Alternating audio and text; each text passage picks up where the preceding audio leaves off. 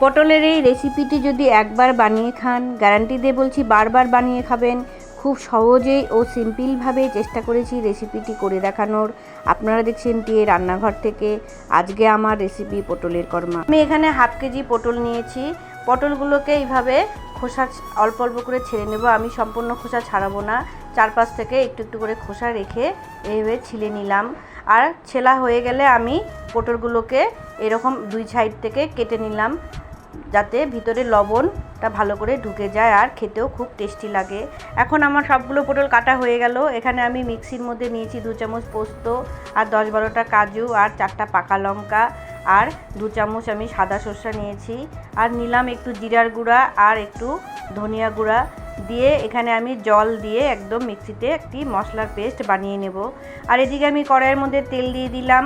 কিছুটা তেল দিয়ে আমি পটলগুলোকে এখানে ভেজে নেব। পটলগুলোর মধ্যে একটুখানি লবণ আর একটুখানি হলুদ দিয়ে আমি ভালো করে নাড়াচাড়া করে একদম লাল লাল করে ভেজে নিলাম। আমার পটল ভাজা হয়ে গেল। এখন আমি পটলগুলোকে তুলে নিলাম। ওই তেলের মধ্যে আর একটুখানি তেল দিয়ে আমি 2টো শুকনো লঙ্কা আর হাফ চামচের মধ্যে গোটা মৌরি ফোড়ন দিয়ে দিলাম। আর এখানে 3টে এলাচ আমি থেতো করে ফোড়ন দিয়ে দিলাম।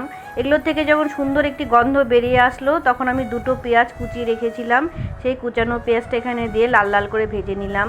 ভাজা হয়ে গেলে এখানে আমি 1 চামচ আদা আর 1 চামচ রসুনের পেস্ট দিয়ে ভালো করে নাড়াচাড়া করে নিলাম। নিয়ে এখানে আমি একটি টমেটো পেস্ট করে রেখেছিলাম, সেই টমেটো পেস্টটা দিয়েও ভালো করে আমি কষিয়ে নিলাম মশলাটাকে। মশলাটা যখন কষানো হয়ে গেল, তখন আমি বেটে রাখা কাজু আর মশলা বাটাটা দিয়ে দিলাম।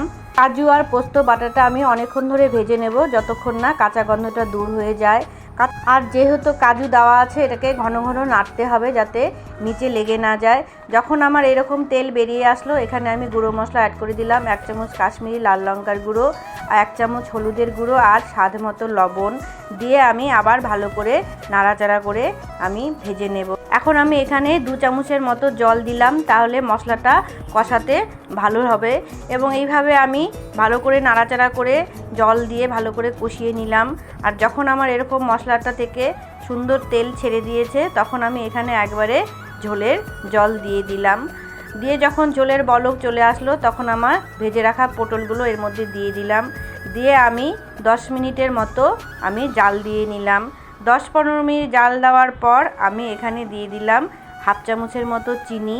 চিনিটা তোমাদের স্বাদ অনুযায়ী তোমরা দিতেও পারো, নাও পারো। এখন আমি একটু দিয়ে দিলাম কসুরি মেথির পাতা স্বাদের জন্য। দিয়ে ভালো করে নাড়াচাড়া করে শেষে দিয়ে দিলাম একটু ধনেপাতা কুচানো। ধনেপাতা কুচানোটা দিয়েও আমি ভালো করে নাড়াচাড়া করে এইভাবে আমি রান্নাটি কমপ্লিট করলাম। বন্ধুরা, তোমরা দেখেই বুঝতে পারছো কম সময়ে খুব ঘরোয়া মশলা দিয়ে কিন্তু আমি রান্নাটি কমপ্লিট করলাম। খেতেও কিন্তু খুব দুর্দান্ত হয়। গরম ভাতের সঙ্গে যদি এইরকম পটলের কোরমা থাকে, তাহলে তার কোনো কথাই নেই। বন্ধুরা, রান্নাটি অবশ্যই বাড়িতে একবার হলেও ট্রাই করবে আর কমেন্ট করে জানাবে কেমন হলো। দেখা হচ্ছে পরের ভিডিওয়। ভালো থাকবেন। নমস্কার।